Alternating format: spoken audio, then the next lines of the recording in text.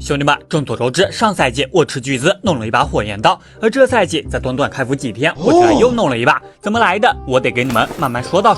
这不，最近咱们 H 俱乐部也是上架了个盲盒单，新单上架我就先替大家试水，这里已经支付成功，俱乐部所有单中随机抽取一个单，看看运气咋样。不是真的假的？赌刀单保底一把刀。好家伙，这下打手该不会要给我打一辈子吧？反正上赛季整个赛季我都没刷出刀过，刚才已经加上打手了，等他拉我。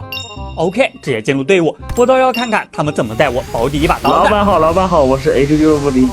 不用介绍了，想必你们应该都知道我是啥单吧？那就废话不多说，直接进入游戏。第一局春点刷在了旧街海边，这点位的话离辐射老远了，别带我进辐射，维列哥都被刷完了。安全抵达地铁口，并没遇见敌人，结果来到辐射主楼，已经被人捷足先登了。接下来该轮到打手表演了，千万别让他们把维列给刷了，不然你们就该白打了。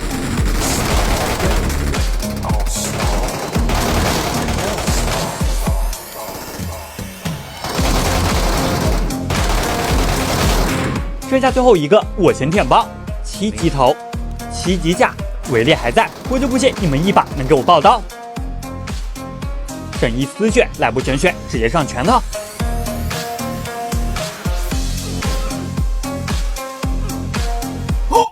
可惜了，爆成冠。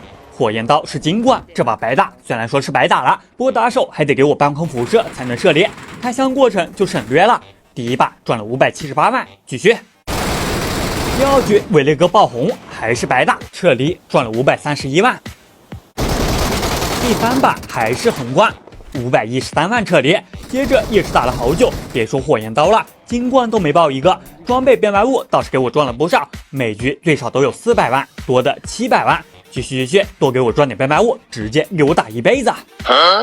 你这单太难打了，不是不会想跑单吧？直接给你一把刀吧，直接给我一把火焰刀接单嘛，也不是不行，反正我是盲盒单中的，直接血赚。完了，给你大砍刀，不，给你火焰刀。啥？这叫火焰刀？这刀哪有火哪有焰，必须投诉！没有火焰刀还得继续给我打。给错了。这才对嘛，那就不投诉你了。待会儿再给你个好评，一个盲盒单居然让我赚了一把火焰刀。不说了，我还得再去 H 俱乐部点几单。